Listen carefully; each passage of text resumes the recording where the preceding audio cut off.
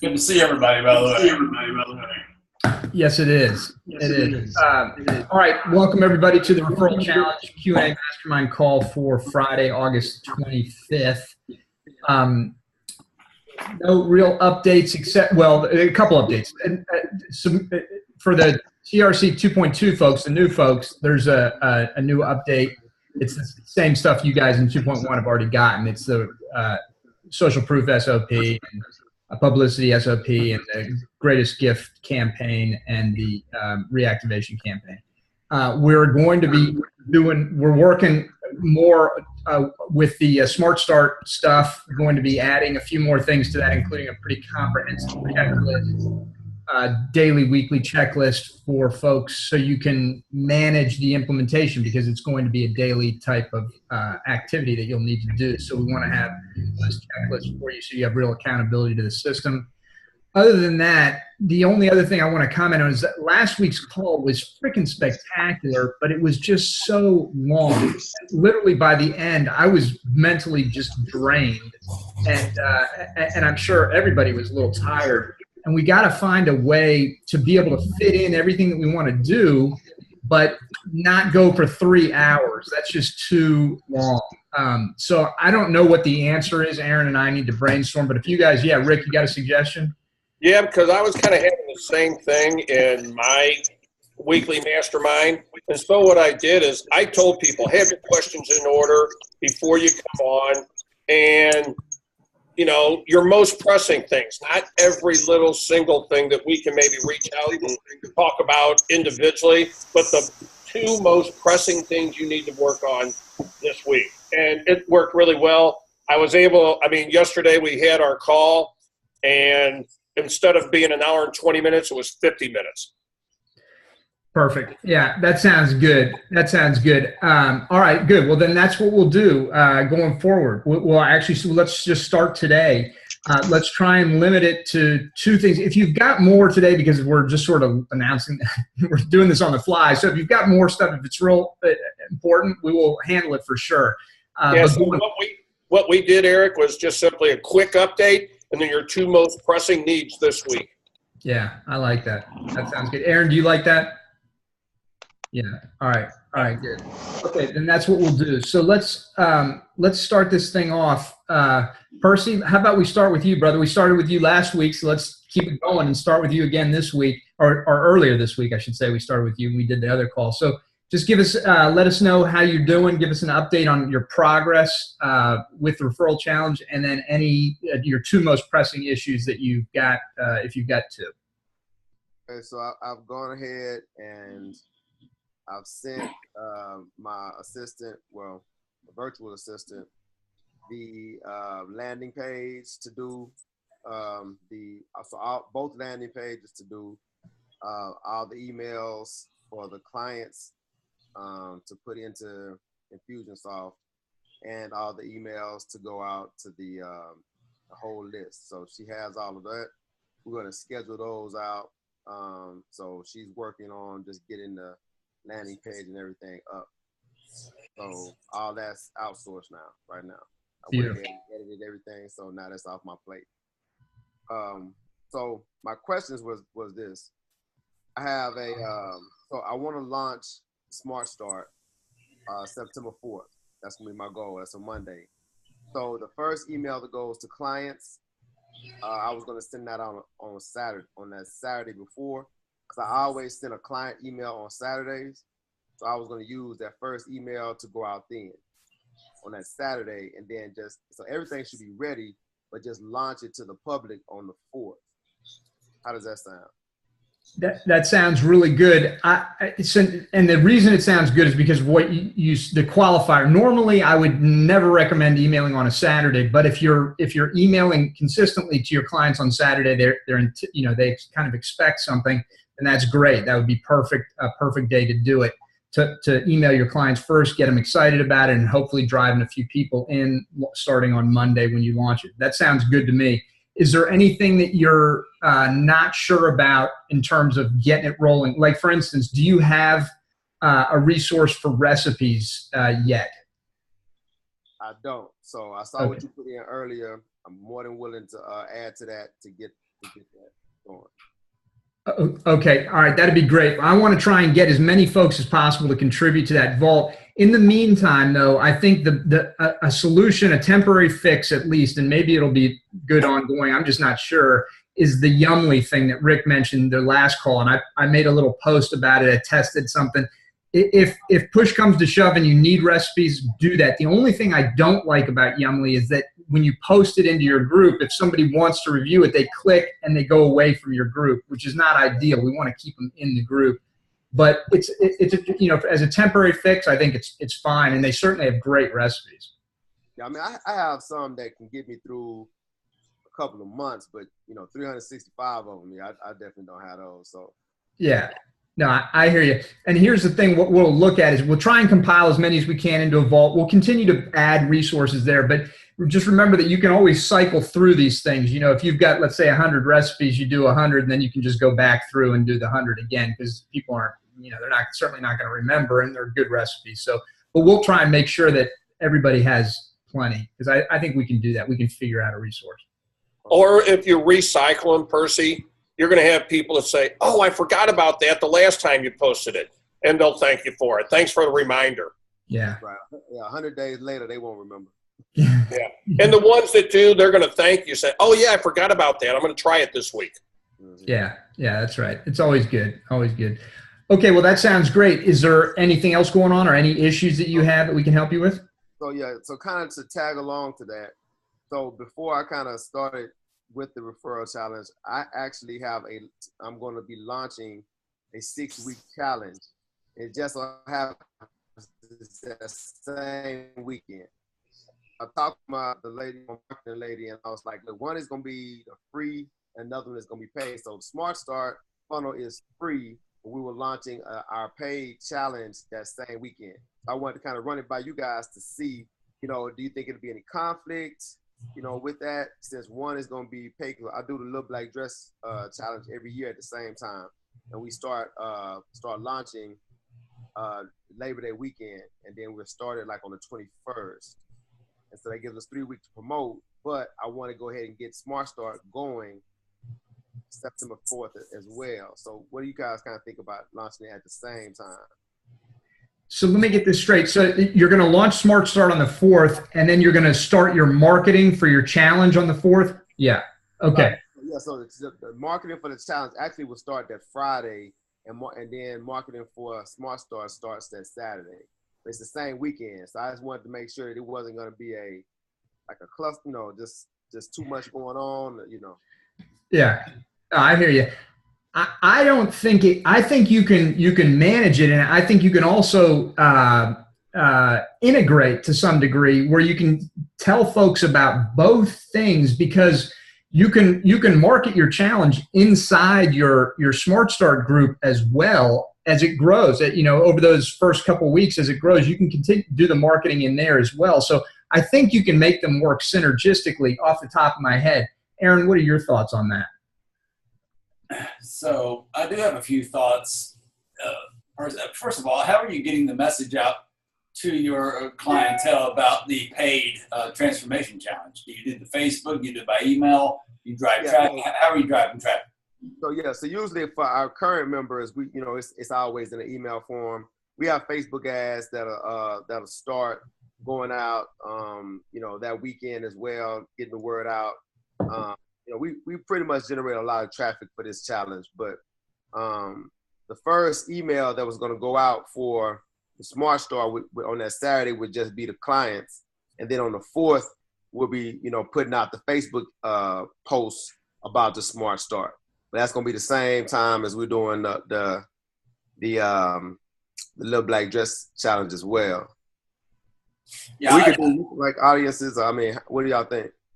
I think your biggest challenge isn't timing, it's clarity between the two. I think that's, you know, you just have to be real clear in your messaging so that people aren't confused.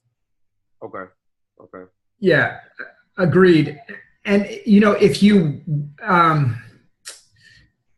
so you're starting your marketing on the Saturday for the Smart Start, and then on Monday for the Little Black Dress and Smart Start. It'll move forward together. So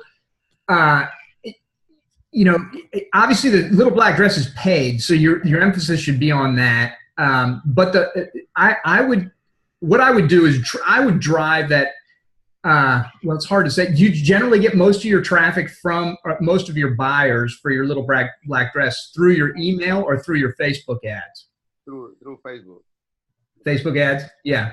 Then I don't see it as being an issue. I'd drive Smart Start through the emails, and of course your little black dress too, but maybe as a PS type thing. Maybe the bulk of the content is all about Smart Start to your prospects on your email list. And then a PS, oh, by the way, I'm running this little black dress transformation challenge if you'd like to participate in that as well. And, you know, generally speaking, we don't want to give them 2 calls to action in 1 email, but I don't see it as being a particularly big problem, because Smart Start is something you're going to be doing ongoing. Little black dress needs to be paid. You're going to drive a lot of traffic from your Facebook ads to your little black dress. I would consider doing, this is a little bit more in depth. I don't want to confuse you, but you might want to do some type of downsell. Well, you do. After all your leads that you generate from your little black dress, the unconverted leads from that little black dress should be pushed into Smart Start for sure. Yeah. But the big answer to your question, and I think Aaron and I both agree, as long as you're clear about your messaging, I don't think it's going to be a problem in terms of the timing. I just wanted to ask that, see what you guys thought about it. I didn't want to make that mistake, and then it'd be kind of a big deal. Yeah. Anybody else got any thoughts on that for Percy? Yeah, I would just say, Percy, what Eric said is just, it shows the mastermind this guy has operating between those 2 ears. The PS at the bottom for the little black dress is the perfect place to announce the black dress when you're announcing, you know, the Smart Start. And just something along the lines of PS, if you would also, right, like to participate in our, you know, paid program or whatever, we're offering the little black dress, whatever. And it's just genius. It's the perfect place to announce it. All right, I missed a little. Go ahead. I'm sorry. No, I was just saying it's a nice subtle way to introduce it. Yeah, like I said, I had some technical issues, so I missed a part of it. But the whole thing with the PS, that's a really good way to use your emails and do a soft sell. That's a very effective way. You give content, and then, oh, PS, by the way, if you're interested in this, it's not even perceived as a sales tactic. So it works brilliantly when you're doing emails. So, yeah, I agree with that. Yeah, no doubt. All right, good. So if you need if you need additional clarity on this regarding formatting your email, how you're going to say it in your email, just post it to the Facebook group, and we'll be happy to give you some feedback. Cool. I just had one real quick thing about fulfillment. So I have 2 of my trainers. On Monday, they're going to start filming exercise videos and little workout videos for the fulfillment. My question is kind of twofold. Should we do all videos every time we post for the exercise, or can we mix and match, just like posting posting the actual workout, and then next time post a video? And then also, should we be branding our company inside the Smart Start funnel? Great questions. Okay, so let's take them last first. The branding, definitely want to do the branding. So, you know, on your videos, in the group itself, wherever it's appropriate, reinforce your brand, talk about your business, because they need to know your business name, like, top of mind. That's the whole deal, is we want to keep your business top of mind with them, and when they see it every day. So it's not a pushy thing. You're not trying to sell, but you are trying to brand for sure. So that, yeah, answer to that. Regarding the workouts, I think you know, if you can do videos for the whole workout, great. That's great. But I wouldn't don't over extend yourself, is what I'm getting at. I think you ought to ease into this. And so what I would recommend is just putting up a written explanation of the workout. You know, here's the exercise, here's the number of sets, here's the number of reps. And you could do a daily, like an exercise of the day video, just real quick, 30 seconds, 45 seconds, just demonstrating one exercise. If you wanted to film the entire workout, you could absolutely do that. but it's more time consuming on your part, and it might get tricky to do that on a daily basis. But of course you can mix and match. A couple days you just post the workout in Word, document, not even a document, just inside Facebook group, here's the sets and reps. The next day you do a video of your entire workout if you want. So you can mix and match. Just don't overextend yourself, because you don't want to get burned out doing it. You want to have fun doing it, and just make sure it's good content, which it will be. Does that make sense? Yeah, absolutely. Yeah, let me pipe in there real quick, Percy. When you do your videos, your 45-second videos or whatever, that's more along the lines of a triage instructional style video, versus, your long cut, so to speak. So my suggestion is to do what you can to find the conflict. You'll hear me say this all the time. When you find conflict, you find interest, right? Boring is, normal. Find a way to break normal. Find a way to find conflict and solve a problem. So, for example, you want to demonstrate a squat. Some femurs are longer than others. You've got lever length discrepancies, right? You need to explain how some people's movement patterns are going to differ based on that, right? And just be quick, but be clear, and show how you're different by way of your instructional expertise overcoming conflict.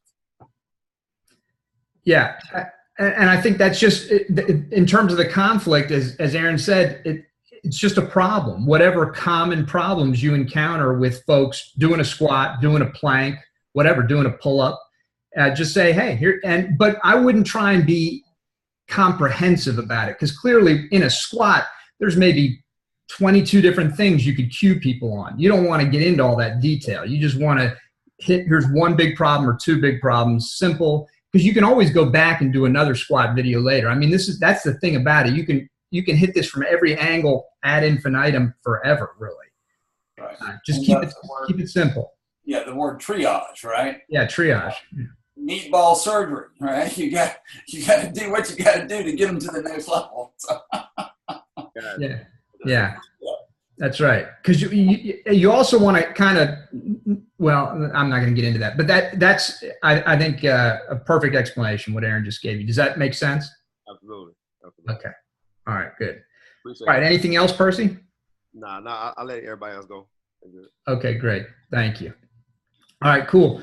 Jason, let's go to you, man. It's good to see you. Give us an update. Let us know how you're doing and any questions, issues you have that we can. Absolutely. Yeah, I appreciate being on the call. Always a lot of value on these calls. I always feel like I'm the dumbest person in the room, and that's good. So yeah, last time I was able to check in with you guys, for me, the big focus was getting my gyms more systemized, understanding what my metrics were, and starting to iron out some of the wrinkles that had been created by not being systemized and growing maybe a little too quickly. And there's been a lot, but I really focused on that. One thing that happened recently is we sold the second location. So that was a rewarding thing for me. The coach that I sold it to was originally one of my first clients, and so she had a transformation in my program, and then she got certified, and she was a general manager there in her hometown, and we got to see that all the way through to a sold business. So that was really cool. That's exciting. Congratulations.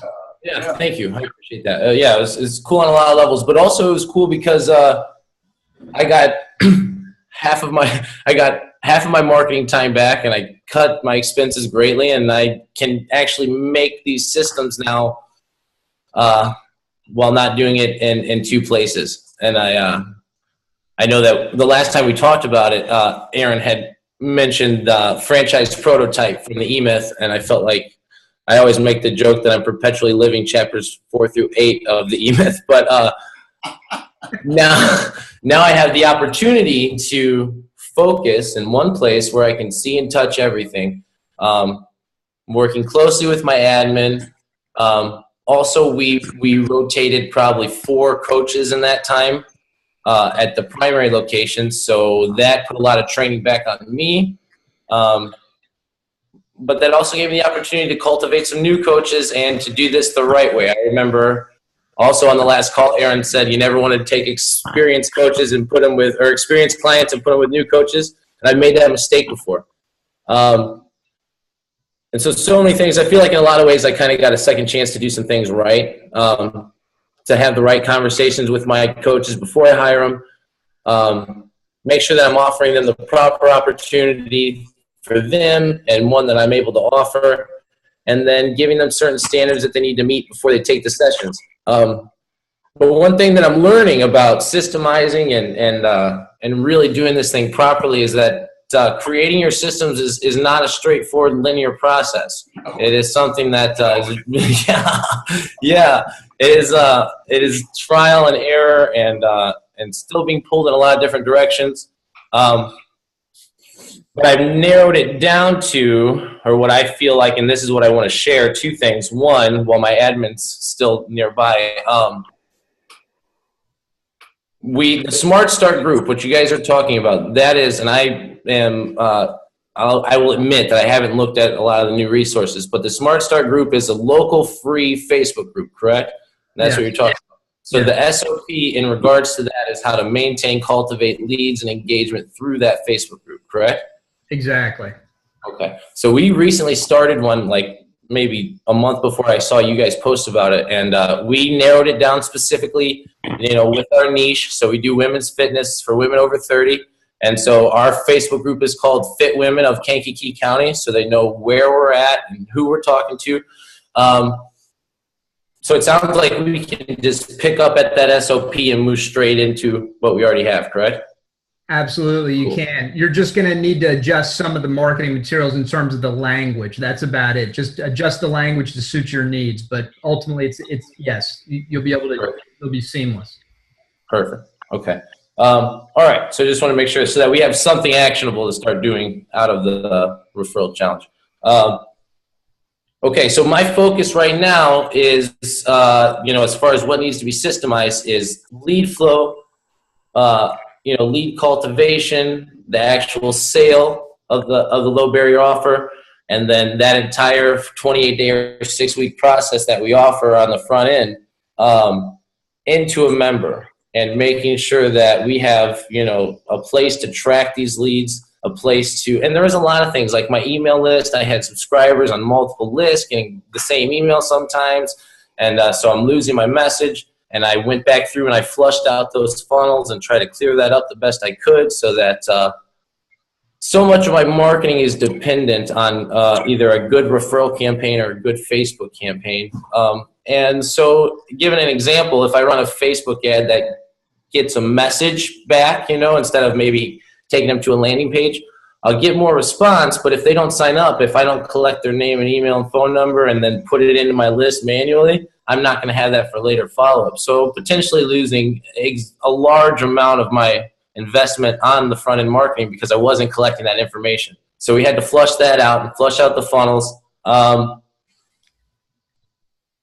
then as we grew, as those marketing systems and the follow-up systems are working well, and we have more members, other things are popping up in the sessions, like are my coaches really prepared to handle this and to run it effectively, and where are their hiccups? So for me, and what I want to run by you guys, I feel like my focus needs to still be lead cultivation, the sale, and then that initial low barrier process until they become a full-time member. And then the other part of this is, our LBOs that we sell online or over the phone are just regular boot camp, basic boot camp program, $97 a month.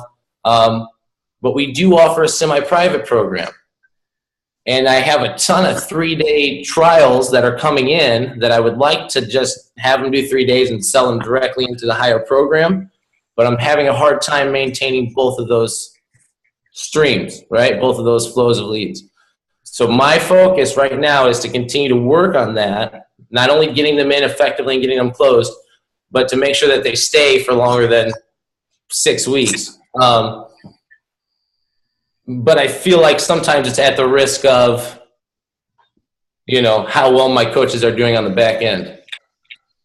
It's not awful. I don't get complaints. I was getting some, and I addressed it very quickly. But then the other thing that I was more concerned about got put on hold. Coaches have stepped up. I feel that what I need to do is map out an incentive system or give them some clear daily checklists and then some standard that I'm looking for performance. But you tell me. That's a lot. That's a lot of stuff. That's a paid consulting day right there. Yeah. No, well, before I forget, Let me know. let me do one thing. Come check out the gym. Yeah. Listen, Dathan, you and Adrian's on the call here too. You guys really ought to talk, I think. And you're both young guns who are doing a lot of the same things and have the same sort of issues to some degree. And I think it would be worthwhile for both you guys to have a chat. Maybe, and so just that's one thing. Regarding your, I got him. I'm writing his name down. Okay. Regarding your focus, you said to focus on driving the leads, cultivating the leads, converting the leads. Absolutely, that's always going to be or should be focus number one for the principle of the business. And so I think that there's so much that you just covered, and so I'm not going to go into too much detail. But what I would suggest you look very seriously at is the Smart Start group. You're already doing it with your own group, just implementing the stuff, because that can become the primary funnel for your business, whereby you're driving everybody into that group. Okay, all your marketing, really, if I was doing it, this is the way I wouldn't, stuff that's already working, I wouldn't stop doing it. I'd keep running my Facebook ads, I'd keep doing those other things. But the bulk of my effort would be on driving people into this free group, and then from within that group, converting them on the various front-end offers that you have. Number one, as you'll see when you get into the Smart Start thing, is just a weekly charity workout where they can come and work out with you for $10, a $10 donation to charity one time, no obligation. There's nothing else. They just get a chance to come and experience you. That's number one. And then, of course, any other LBOs, any other FEOs, whatever terminology you use, you can run those in the group too, giving people an opportunity to take advantage of longer-term front-end offers, and then, of course, converting them to full-time memberships. But that would be the focus, because you can run Facebook ads driving people into that group. You can, any type of marketing that you do now, you can do to drive people into that free group. And it just becomes a catch-all for these people, where you're growing your recognition, your name recognition, your branding, everything within your community, and then funneling those people into your paid programs. Yeah. I felt like that was my intention with it. And to me, it seems like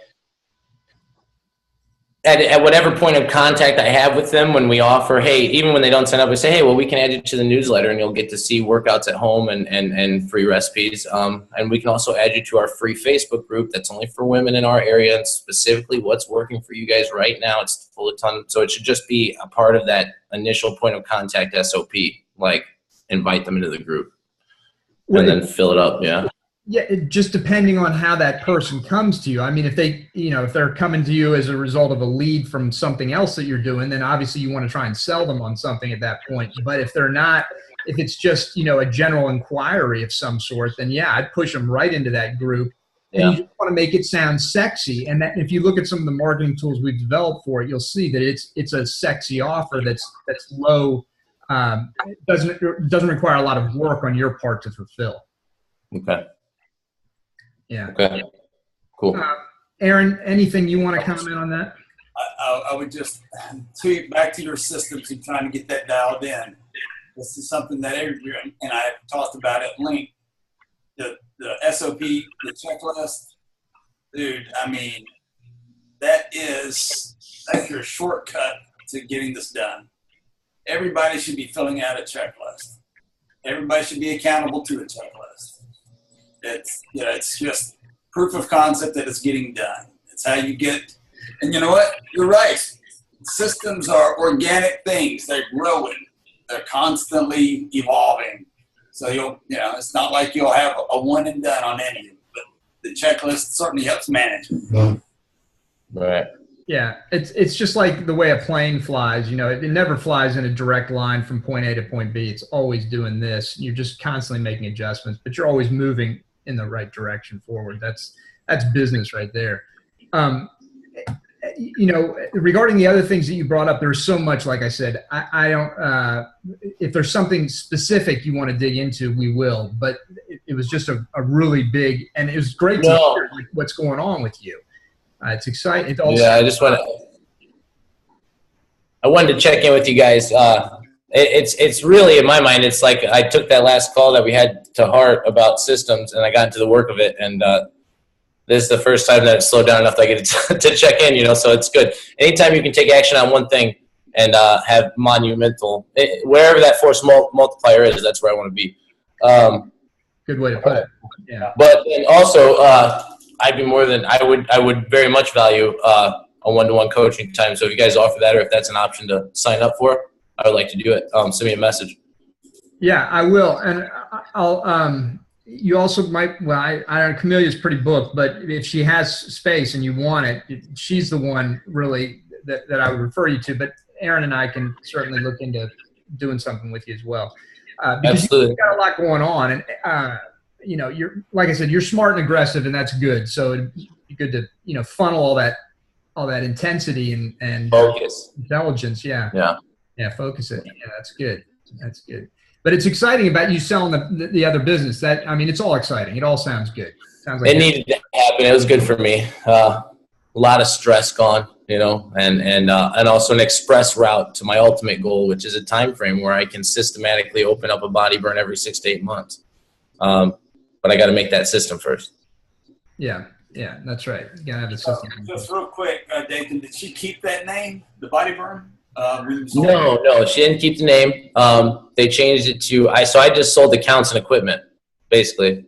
I sold accounts and equipment, and so we were stuck, and there's a lot of dynamics there. It's a really small town, and so the numbers for a women's only fitness center were always a little lower. I don't believe in anything as a top line or a ceiling to it. I feel like we could have got deep enough into that community and the surrounding communities to grow exponentially, but for her and for the direction that she wanted to go, and I think to make it an easier process for her to get acclimated as a business owner, she decided to go co-ed.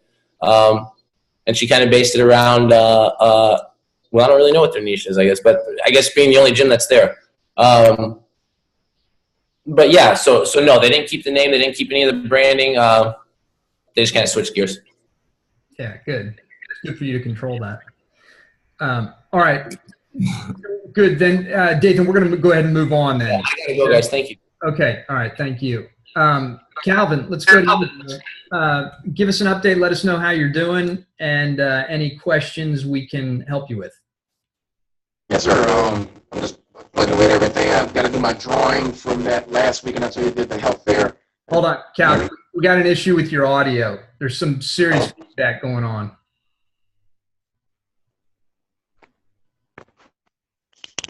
How about now? It's still the same. It's really? That's weird. Yeah. It's like your microphone is vibrating when you talk. It's like that static, like that, like it's vibrating. Yeah, how's that? Still the same. I think it's your headset. Well, I took the headset out. Can you just use the mic on your computer and not on your headset? Well, I'm actually on my phone. I'm getting ready to some physical therapy on my you still can hear? Yeah, it's really bad. I mean, I can hear you, but it's real hard to make it out.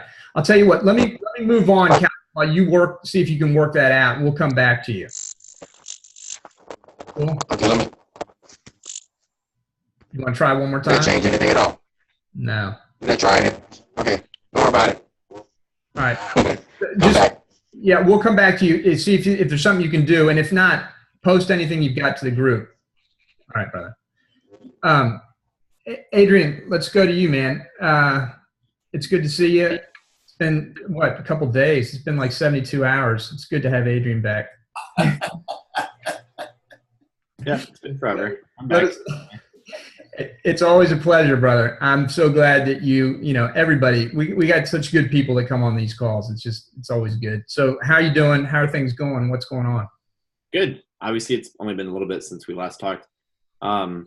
But just like, ironically enough, what Dathan was talking about, I know he had to go, about checklists. I just kind of had to take it to like an extreme measure of making a checklist because I finally just sat down with like, her name's Lydia, and she's always been our food coach for our members. So she's really brilliant, just seriously inconsistent with execution. So, and she's young, so I had to like still develop her, and Erin helped me kind of get my mind right around that. So I just made a checklist for all the things that she does, and then just had her basically sign off on it with like at the bottom of it, basically saying that, you know, I understand and agree to the tasks above. I understand that this is my position to keep or lose. And I understand and agree that failure to execute consistently will lead to my termination from the Fit Body Bootcamp team. I had that, when I read that last line, I had like a big caveat to it as well, because my biggest thing for her is that if she's failing to execute but not asking for help, then that warrants termination. If she's failing to execute but lets me know what's going on and like asks for help, different story. So it felt good to be able to finally have that in writing with both of us signing off on it. I was really holding off on it because I never really enjoy like holding somebody's job like that, almost kind of like for ransom in a way. I never viewed it as my job as a leader to motivate people. I always viewed it as a way to just empower them. But that being said, it went fine. It was this morning while we were between, she was training sessions. So it was like a long time in between. So I just sat down with her and went through all of it with her. So now it's just a matter of holding her accountable to it. And then, I don't know. I think that kind of got me on the verge of making other checklists, like for the coaches in that format, with the explicit understanding underneath that states they understand and acknowledge them. And, you know, if they fail to consistently execute, then the job they won't have it anymore. But so far it's been so good. Like none of my team has gotten like to that point where they're horribly inconsistent. And typically the only time there's hiccups is when we introduce something new and they just forget. Like there's no visual reminder for them, you know? Yeah. But otherwise we're doing great. And in recent notes, just last night, we finally officially launched our member mentor program. We had a whole orientation for it. I wrote out, speaking of checklists, I wrote out a checklist for each mentor. So they have that. So like before the session, during the session, after the session for the new person. So that's like super exciting. They have their own little Facebook group to communicate with each other, to kind of pass off new people back and forth. So I'll keep you guys updated on how that works. But it's like an official thing. They got t-shirts. They got like cutoff t-shirts that we made for them. So it's nice. It's cool. So I'm really glad that that's like a thing. Yeah, that sounds awesome. How long is that checklist that you're giving to those mentors? How many items? Well, I don't write short, and everyone criticizes me for it. So for me, short was 3 pages, but it's like spaced like the 1.5 times spacing, so whatever. But yeah, so I just made sure every point was noted, because to me, I don't care how long it is. I want to get everything across. But I have very specific steps for them as far as like being on the lookout for a new person, understanding like their body language, looking for like the health history form, like, cause that's what they bring in, you know, being able to introduce themselves, being able to explain how the workouts go. And also really being able to set expectations, like don't go all out, go at a 6 out of 10, modify as you need to. I can help you with that, you know? And then after the session, following up, reviewing, and even setting further expectations, like just making sure that they're doing okay and when are they going to come back again, you know? So it's a really good system that we have in place to get new people engaged right away. So we've always had it. I think that's been one of our strengths is relationships. And this is like a really good systematic way to do it. And on that note, by the way, cause like I recently started viewing like the Smart Start videos. And one of the first things in the video you said, Eric, is about focus. And actually like, because of that, whenever you and Aaron recommend a book, I get it. So I get to read that now. That's a good one.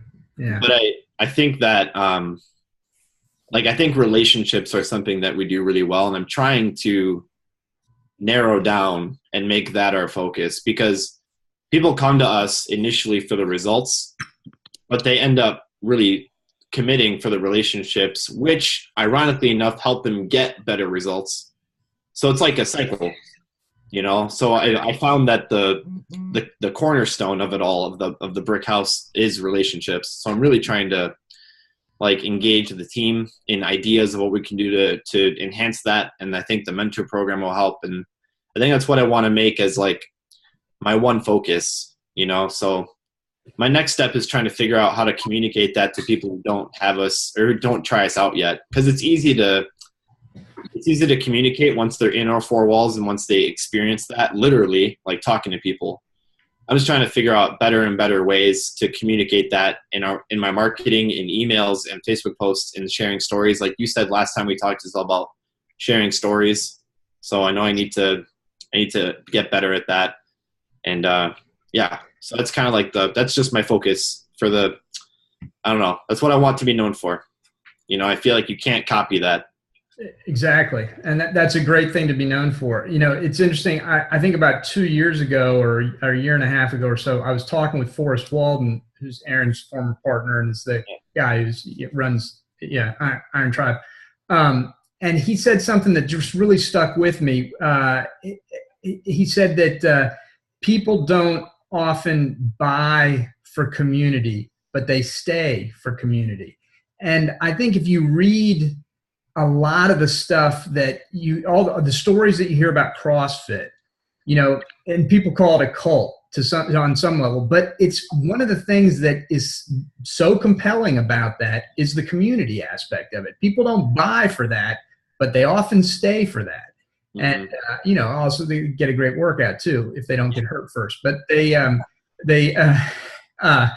so there's a lot to be said for it. I think you're totally on the right path and you're moving forward. And I just want to share with you, Adrian, that we appreciate that you follow up on our recommendations and we also follow up on your recommendations. Hey, nice.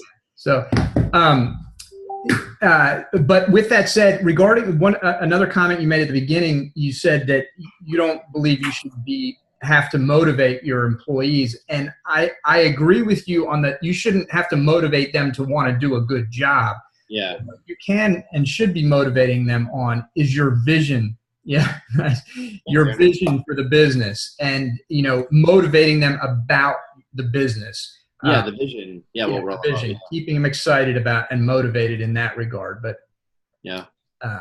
Yeah, so good, and also the checklist. I mean, that you're working on the checklist consistently. That's huge because if at the very least you're growing as a business owner just by virtue of having to think and put those things down on paper, all those steps. You know, it helps you noodle through and visualize all the stuff that needs to be done.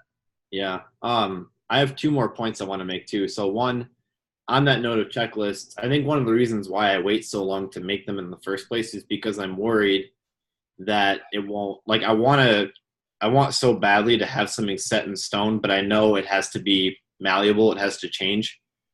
How would you communicate that to a team? Like I struggle with that because as much as I want to say, look, this is the tasks to be done.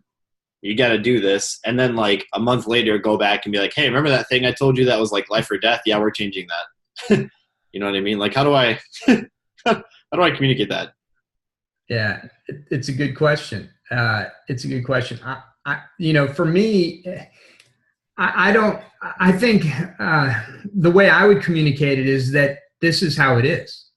I own the business. I run the business. If I want to make a change to how we do things in the business, I mean, I wouldn't say it exactly that way, but this is the attitude I would have because they're going to look to you. And if they see uncertainty in you, then they're going to feel uncertain. If you're confident about it, you're like, hey, this is business. We make adjustments. And if most of them will never experience that because they're not going to be entrepreneurs. But that is the essence of a business. It's the only constant is change. There's always change. There's always adaptation. There's always optimization. And you're always learning. I mean, this is how we go through life. We learn and grow. We don't always do the same things. That's, you know, the definition of insanity often is doing the same things over and over. So there's always change.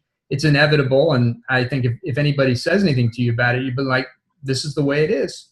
And that's what I do. That's my brother's great at that. He's just like, and my brother, he's a Navy captain. So he's in charge of a lot of people. And when he says something, if they don't like it or whatever, he's like, this is the way it is. Admittedly, it's a little different in the military because they can't do anything about it. But I think it's a good attitude to take. Yeah. Anybody else got any thoughts on that? I agree with that 100%. Yeah. I mean, bottom line, and again, you don't go out and say this to them, but when their name's on the front of the check instead of the back, they can make those decisions. Yeah. Yeah. But, that's kind of just one of those things you have to remember. You're taking a lot of risk and a lot of things that they're not assuming. So when push comes to shove, there's certain things you don't have to explain to people. It's good to, don't get me wrong, but there's going to be times where you don't have to. It's my decision. Yeah. Yeah. Let me just make one other quick point, and hopefully I can make it clearly. This is slightly different, but what you heard what Rick just said about the way he described this scenario. You see, what I just described to you a few minutes ago was sort of general. I gave you some general tips, which are helpful, and hopefully they resonate with you. But what Rick did was he synthesized it down with one quick statement. He said, when your name's on the front of the check and not on the back of the check, then you can make the decisions. That type of communication, what Rick just did, Aaron's also excellent at this. That type of communication is truly what sticks in people's heads. It's like what Forrest said to me. People don't, often buy for community, but they stay for community. When you can really isolate it in a few words, a concise statement that it will stick. And Rick just did it. And I just want to point that out because that's how we should all endeavor to communicate in our lives. That makes sense. And you can also do it by way of a question. How many iterations have there been of the iPhone? Many. Too many. 7. And so it just shows that business change. It must change. It's got to evolve. There is no static in business. Yeah. And that's beautiful. You see that, Adrian, what Aaron just did? Yeah. That's a perfect way to do it. You can say those two things. Look, buddy, when your name's on the front of the check and not on the back, how many iterations? You've done it. You've done it right there. In 2 or 3 sentences, you've done it. All right. That's a good answer. As long as they don't take offense to it, I can do it. It's fine. It's fine. But if they take offense to it, you want to know that too. Yeah. But I guess it means you've probably driven some sort of point home when they have a feeling about it. You have to remember that if you are truly the boss, there has to be points where you're firm about things. Yeah. And just that's why I'm just really straightforward and quick to the point, because there's no questioning it. And if you can make a decision quick and you don't have to think about it, they know you're in charge. They know you're in control. Yeah. If you were wrong, you can always go back and say, hey, I've rethought this, whatever, but you're still in charge of the situation. And that's what being a leader is. Yes, granted, being a leader is also, you do that by serving, but there has to be times where you step up and truly lead. Yeah. And it's like, to go back to the military again, because I lived that. I wasn't in the military, but a lot of my family was. And I like the military. I watch movies, read books about the military. You see, oftentimes when people are in combat, there is no right decision. There just needs to be a decision made about what needs to be. Aaron can tell you, he was in the military. You have to just make, and the person in the leadership role has to make a decision and move forward. And you can't always know that it's going to be the right decision. And sometimes you're making adjustments. You don't necessarily know this is exactly the right thing. You just think, this is what I believe is going to give me the best chance for success. You're making the decision and you're moving forward. Yeah. So here's a great example of being in the military, because as a new recruit, I was constantly told by multiple different people in charge to do something.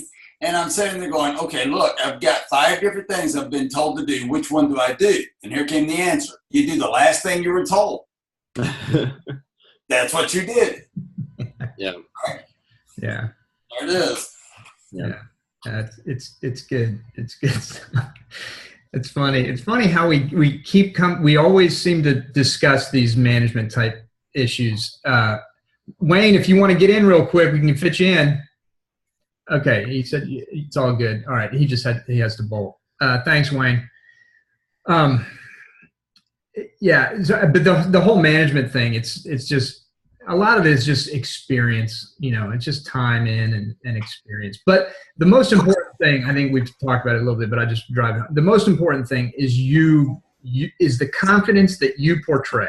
It's your own internal belief, and there's no wishy-washy about it. It's like, this is what I believe is going to be the best thing for this business, and that's why we're doing it. And I mean, it's funny because I didn't even mean to talk about this, but it's great that we are now. I think I never saw it as a problem. Maybe it's not, I don't know. But I tend to run things like not entirely by consensus, but I want to know kind of where everyone's head's at about stuff, you know? And I'm not sure, I guess I'm still not sure if that's a detriment to my ability to lead or if that just stalls it. I don't know. Like, I want to know when we make decisions where my team is at, but I want to also, I understand totally about, we don't need to have 100,000% of the info, just make a decision. Like, I get it, you know? So at the end of the day, our team's good at making choices. Like, we don't stall. We don't sit on things. But I've always just wondered if my desire for consensus hinders my ability. I don't know. And I don't have enough experience to know, but you guys do. So what do you think? Yeah, wait till you have a couple of kids in the foot. Yeah, I will say, good point, Aaron. I will say yes, it does hinder it. Yeah. It hinders your ability to be the leader that they will look to. And I mean, it's good to get their input, you know, but sometimes I'll tell you a little thing I'll do occasionally.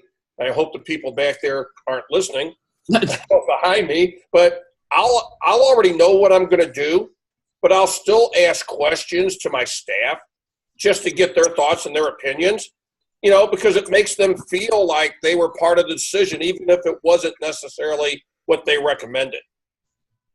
Yeah. But think about what happened when I do that. I asked their opinion, but I probably went a different direction, okay? But they still had input, even though it wasn't necessarily what they said. Then I'll come back and I'll explain why I went the direction I did. They still feel like they're a part of it, but it still positions me as the person who makes the ultimate decision, like we were talking about earlier. Yeah, I get that. I know I'm always going to be the one who has to make the choices. Unless somebody is like solely responsible for something because I made them responsible for it, then that's a different story. But I get that. Yeah. Here's a movie example that I don't ascribe to, but it does kind of fit into the conversation. Did you ever see the movie called First Night with Richard Gere, Nope. Sean Connery? Nope. It's the King Arthur movie, right? It's old now, but Sean Connery, Richard Gere, and so Richard Gere's, point is, he's in this cave with this villain, and the villain calls forth one of his thugs. And he turns around and he just smacks this guy, just boom, right? And he blames the guy for something he did not do. And the guy sat there and said, "Yes, sir, I won't do that again." Right? And he turns to Sean Connery, and not Sean Connery, but Richard Gere, and he says, "You see, people don't want a king. They want a leader." Yeah.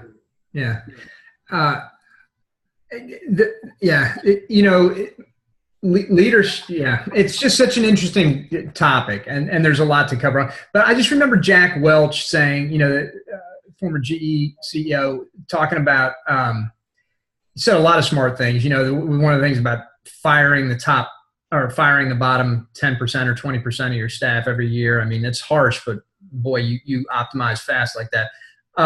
But the thing that really stuck with me was he said that the most important quality in a leader, and someone he would put in a leadership position, is decisiveness. It's being able to make a decision. And so, I would take input, just as Rick said. But I think the best avenue really is the way Rick just described it, which is to know beforehand.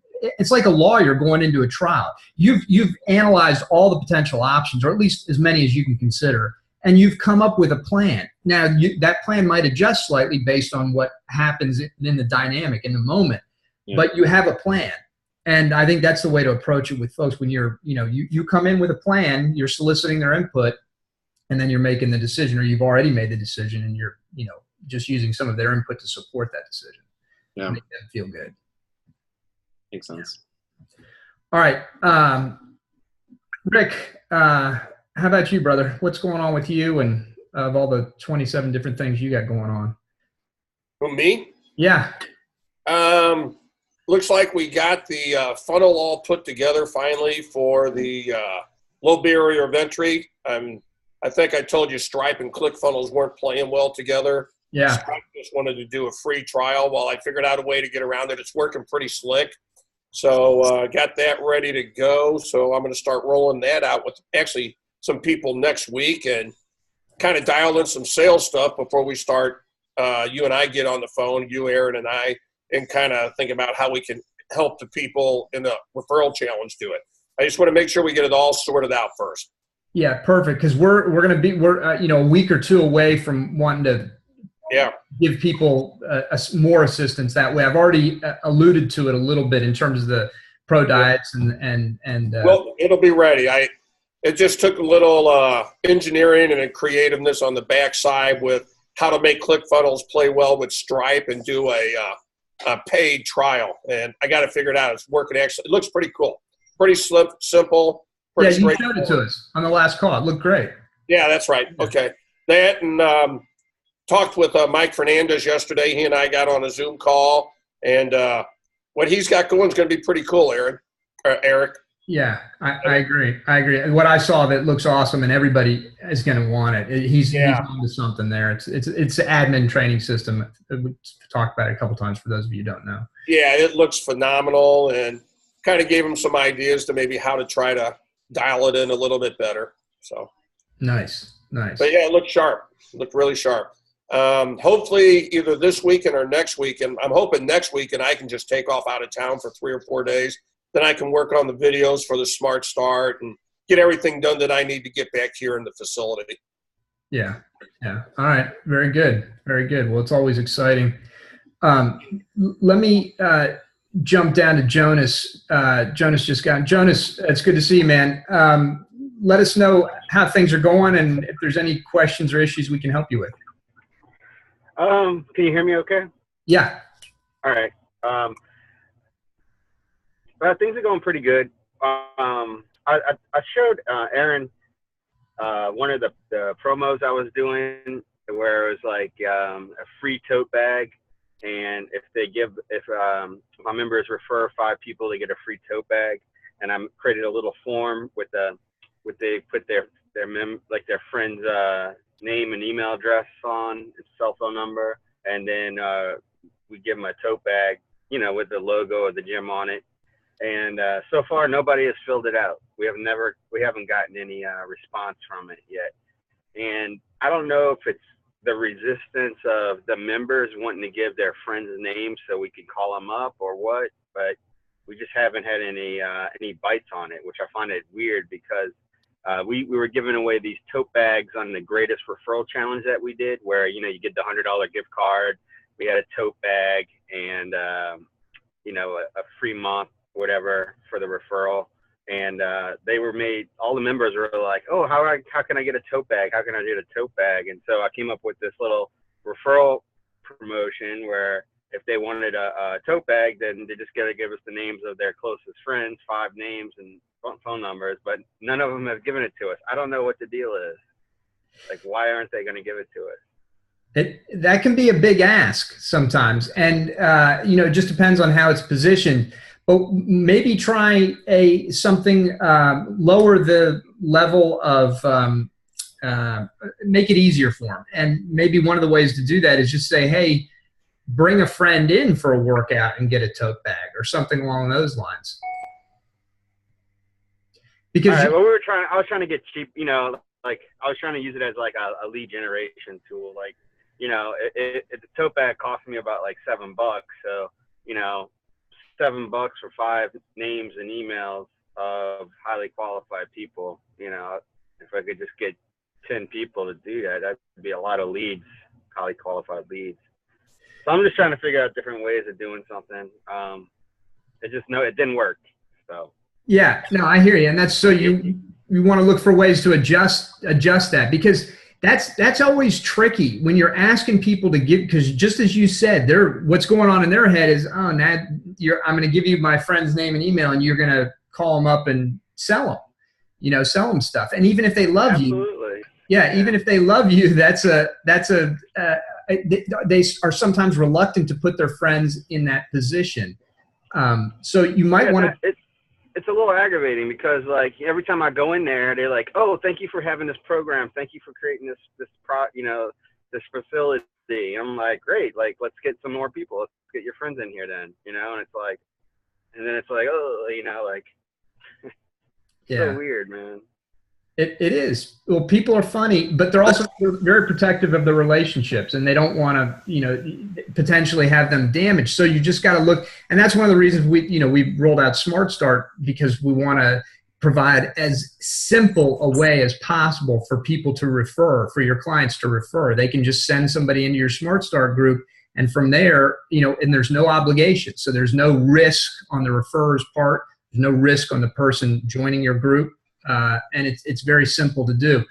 But I would look with the tote bag, I would look at trying different things. You've already got the tote bags made. Why not just say, hey, just bring a friend in for a workout? Because that's actually a better quality lead anyway. Somebody who actually shows up to your facility and participates, that's a pretty good lead.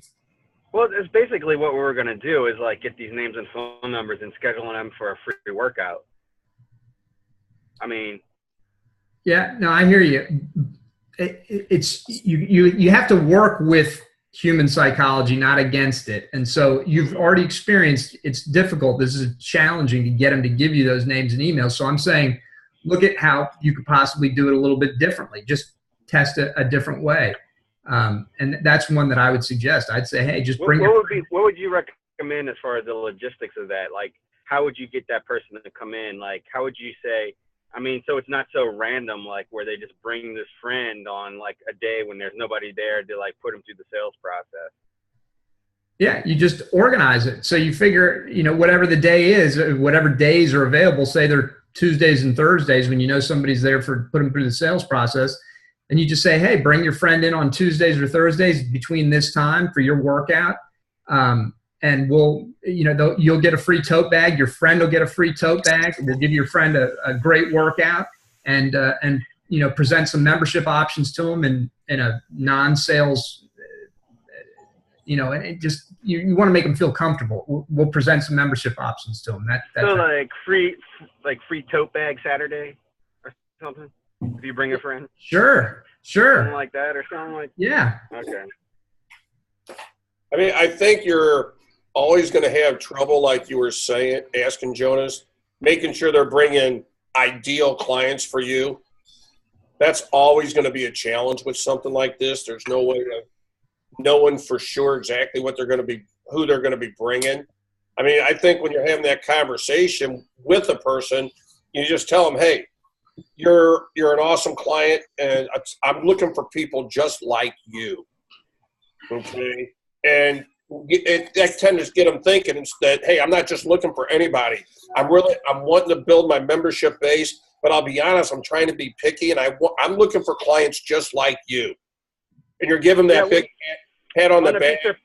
On the piece of paper, it actually says that we're looking to build a community of people like you, and that's why we want, that's why we're doing this, I think you need to take it a step further and actually talk individually with as many of them as you can. Mm-hmm. Because anybody can write something on a piece of paper. It's just like a testimonial. You can believe a written testimonial over a video. Mm-hmm. You see what I'm saying? So you actually going up to a client and saying, hey, Jonas, I really appreciate what you do here. I mean, I wish I could get more clients just like you. As a matter of fact, I'm getting ready to run a referral promotion, and I literally want clients just like you. If you know somebody that you feel would be a good fit, somebody just like you, invite them in for a free workout. If they come in, I'm going to give you this tote bag. You see what I'm saying? Because, again, it gets back to that psychology that Eric was talking about. You are telling them personally that, hey, I'm looking for somebody just like you. I appreciate you, which is one of the biggest emotions people can attach to is feeling appreciated and hearing. So Rick, not to cut you off, but to cut you off, are you the face of your company, or do you have people like that do this stuff for you, Are you like delegating like your wisdom to your trainers or salespeople, or are you the face and you the guy gets it done? Because I'm not trying to be that guy who goes in there with the beard and does all this stuff. Like, I'm trying to delegate it to my head trainer and everything like that. And I think you have to teach them how to do it and actually coach them up. Absolutely. Mm-hmm. I mean, you find how do you do it?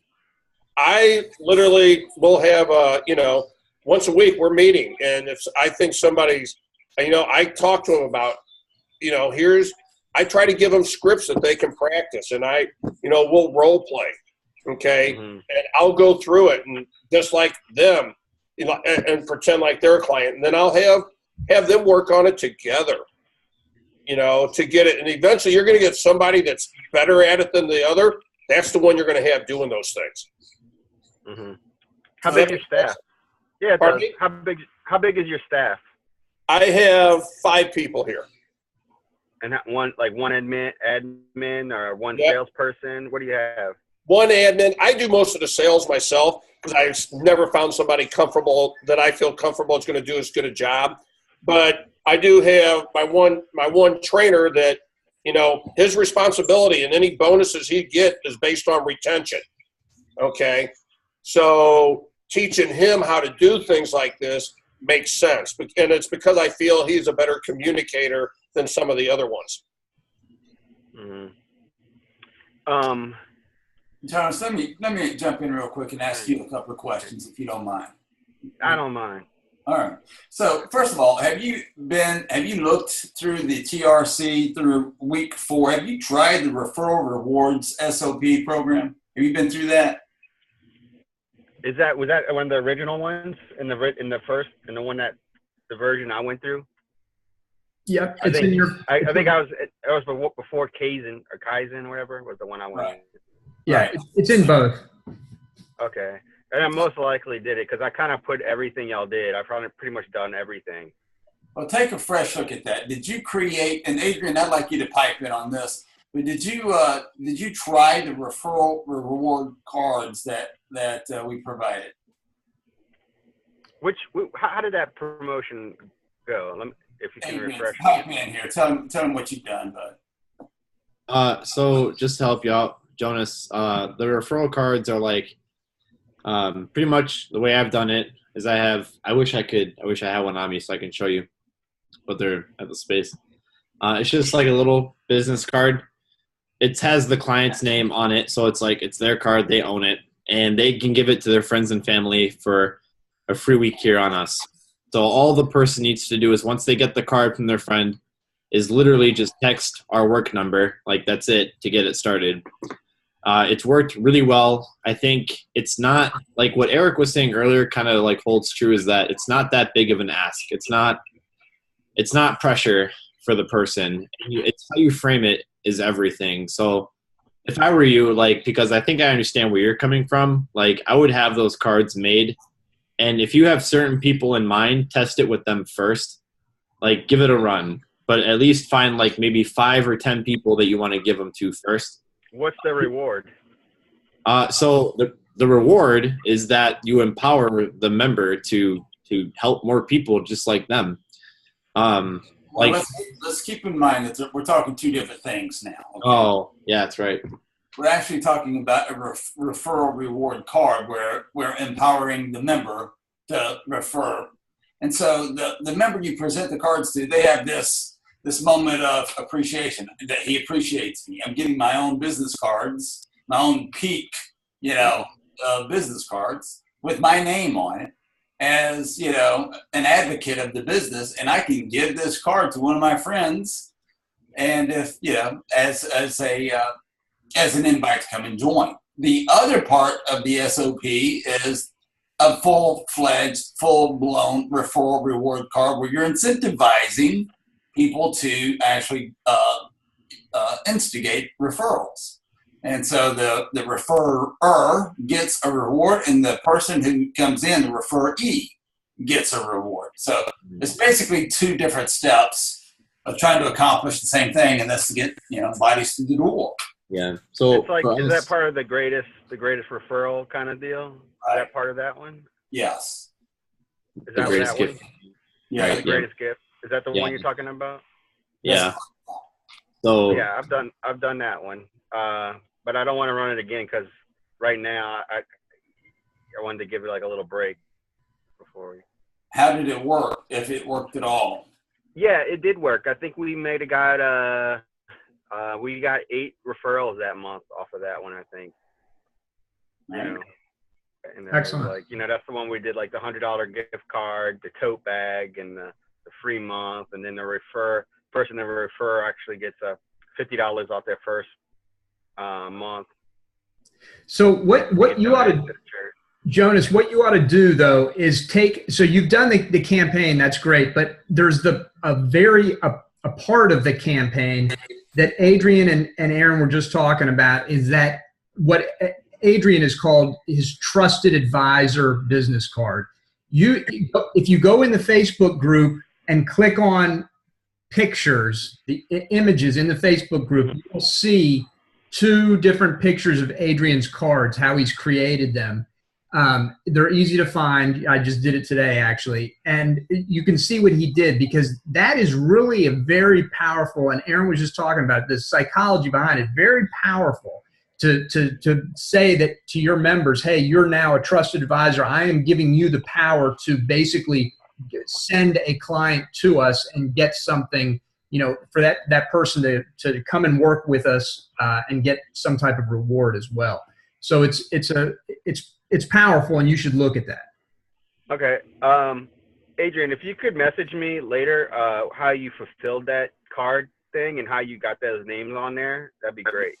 yeah, I just had a local guy like here help me out with the printing, and I'll send you. I'll tag you in the post right now. I found it on the group. I'll tag you, and you can see what the card looks like. What I did, because I'm clueless, I literally just showed the design of like whatever was in the greatest gift campaign, and I literally hand wrote it on a piece of paper, and I said to the guy, "Can you make that?" And would you give him like an Excel sheet of like everybody's name at your gym? I was just emailing him back and forth with people who I wanted to give them to every week, every other week. And how many cards did you give him each? So far, I'm on I think 50 of our members have them so far. I started with top clients, and then I started doing. How many cards do you give them? 20 each. 20 each. Okay. Yep. So they have a lot of time to go through those cards. So it's not like it's not like a one-off campaign. It's more of just a thing that's always happening. Do you put it in your onboarding package at all? Have you thought about that? So in the TRC, I do the 6 onboarding letters that are offline. Our seventh letter is the referral cards. So and you send them in the mail? No, I invite them and I do it face to face, and I make it like a big deal. I say like, hey, I just wanted to welcome you, and I feel like you've done really well here, and I know you're part of the family, and I trust you to bring other people just like you so we can help change your life like we have for you. Here's this awesome card that we made for you. It's got your name on it, right? So it's your official card, at which point they're like, oh, this is nice. And then I flip it over, and I say, all your friend has to do is literally just text us and say, hey, I'm interested in getting started. So I made it as easy as possible for the referee to activate. I didn't want to give them a headache. I didn't want to make them feel like they had to overcome a lot of emotional anxiety. Just text me. That's it. And it's ongoing. So. Okay, great. Does that make sense? Yeah, that's yep, cool. it does. Thank you. That's, Eric, I did have one question for you about the Smart Start thing. Is that the thing with the videos? yes. Oh, I owe you a video. Oh, yeah. Yes. Yeah, it is, Jonas. I got to get you that, brother. Thank you for reminding me. And has that been implemented by anybody yet? The whole thing? Is we have any any kind of feedback, Yes. or is it still in development, or how is it turning out? Has anybody fully done it yet? So people are rolling it out. We got a lot of people excited about it. People are rolling it out. It's relatively new, as you know. So they're, it's new, but it's pretty exciting. So I'll get you that video, so you're good to go. Okay. All right. Yeah. You're not All on right. the Awesome. Thanks. you're not on the TRC Facebook page much, are you? I don't know where I'm at right now. Whatever. Well, periodically make a showing on the TRC Facebook page where we all gather together, and you'll see some of the stuff as it comes alive. Yeah. Okay, I do that, but I was like, sometimes I just don't know. Like when Eric didn't make the video, I didn't know if it was like he's just like it wasn't like fully implemented yet or whatever, or are you releasing in stages, or if people were all the way like if it's already in like people are like doing this, Yeah, no, people are definitely doing it. I'll get you the video, so you're good to go. What's the results like? What's happening like so far? Go in the group and you can ask. I think people are basically just getting started with it, but they're, this is a long-term thing. This isn't a one-off. This is a strategy that has multiple tactics for implementation. This is it's a big deal, and it's I think pretty well conceived based on a winning strategy that Alicia Strieger and about 100 or 1,000 other people have done at a very high level. Rick already has, what do you have, 800 in your group already? 1,100. 1,100. And that's not from his version of Smart Start. He's done that on his own. But what I'm saying is those groups, they can take off and they can grow pretty quickly. And as long as you have a good strategy for nurturing and cultivating and converting those folks, which I think we've provided, you'll be successful with it. Okay. All right. What we ultimately hope to do, Jonas, is have you be able to monetize that group too and make it a recurring monthly revenue coming in through that group. Yeah, that's right. Because we're going to be doing stuff with Rick, and you can do any way you want, but we're going to be showing you how to implement nutrition, how to monetize nutrition sales for nutrition products and services in that group, as well as for your training services. So there'll be two ways you can convert these people, two different ways you can monetize that group. And frankly, we've talked about this before. We think that the nutrition aspect of it could be the bigger of the two. So there's a lot of opportunity there. Okay, cool. Yeah. I'm looking forward to it. Awesome. All right, good. Well, listen, anything else, guys, before we wrap up? Everybody? The only thing I wanted to say real quick is if anybody else in here wants to get in the supplement sales group that we put together, it's just that beta group that's free, where Jason and I are putting out all that information for them, just to make sure they let us know, because some of the people that are in there now that aren't taking action, we told them yesterday we're eliminating them. So because we just want action takers in there, people who want to make money selling supplements. So if anybody in here wants it, they're more than welcome. In there. Okay, we gave these guys till Wednesday. If they're not pulling their heads out of their rear ends by Wednesday, we're cutting them off, and we're going to add other people in, Jonas. I'll if you put me in there, you can guarantee I'll be implementing it. So deal. Regardless if they get out or not, if you put me in there, you'll be happy. All right, deal. All right. I'll get you in there, buddy. Rick, if you feel free to post it too. I mean, that might drive too many, but if you want to post it in the group, you're more than welcome to do that. Yeah, because some of them are starting to make pretty good money now just in the second, third week. Awesome. Put me in there, Rick. I want to make some good money too, man. All right, help me out. Put me in there. Got you covered. Are we friends? Yeah, we're friends on Facebook, right, Jonas? We are. We will be friends. We will be if we're not. So. Okay, if we are, I can get you in. If not, just reach out to me and I'll get you in the Facebook group, and I'll grab your email right now from you. Send me your email address. I'll get you in there. Okay. All right, Rick. All right. Very good. Aaron, anything else before we wrap up? For me. You good? Adrian, you good? Thinking out loud to myself, obviously. I don't know. I might bring it up later. I'm just trying to think like we're really good about onboarding in the beginning. I'm just trying to think of how to keep people engaged when they reach like 6 months, 8 months into to their time with us. I'm just thinking out loud. So I don't know. I got to figure out stuff to build out for that and celebrate people's year and stuff like that, Let me help you with that. the people that are coming up on that 6-month period, it's time to give them referral cards. Yeah. Because then if they're referring, they're committed, right? And if they feel honored, they'll commit. Point is, people don't leave when they're referring. Right.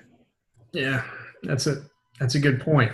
That's a very good point. The other thing to think about too before we go is think about a slack adjuster type offer, some type of some additional higher level group that you can advance people into. It's usually almost always possible to come up with something. I remember early on when you joined the group, you were talking about doing stuff over summer, taking people on trips and things like that. One of the things some people do very successfully, and I can't think of who off the top of my head, but they do these. Scott Colby. Scott Colby, thank you. It does these destination fitness things that are, that could be a lot of fun. You talk about high level bonding too. In fact, you ought to reach out to Scott Colby if that's something. I'll actually be on a call like this with him next week because I'm planning on doing that. Yeah. And he's going to just help the girl I'm going to have actually doing it, lay it all out for me. Now, Yeah. Rick, you used to do that, did you not, with Vegas trips? Yeah, well, but I didn't do it where it's like a completely unplugged type thing like what he does. Oh, I got you. I mean, like he's actually doing one here next month where they're going whenever the anniversary of Dirty Dancing it occurs. They're actually going to the place where it was shot and doing a complete unplugged thing for like 5 days there where phones are gone and everything, where they're completely unplugging from the world and just enjoying the place and enjoying everything. Yeah, and there can be some significant profit margins and things like that. Plus, it's a lot of fun, and you get to bond really tightly with your people. But he's going to give me like his contacts, who sets up all the different destinations and everything, actually how to structure them, which if you do it wrong, it could cost you money. Yeah. You got to make sure you got all your I's dotted and T's crossed for sure. All right, gang, that's it then. We're going to wrap it up. Thank you all very much. Appreciate your time today. Have a great week. I just want to say, Eric, thank you so much for everything. And Aaron, thank you so much for everything. Really, this is really a great program. So thank you, really, James. really appreciate it. Appreciate that, man. Thank you very much. See ya. All right. See you guys. All right. Yeah.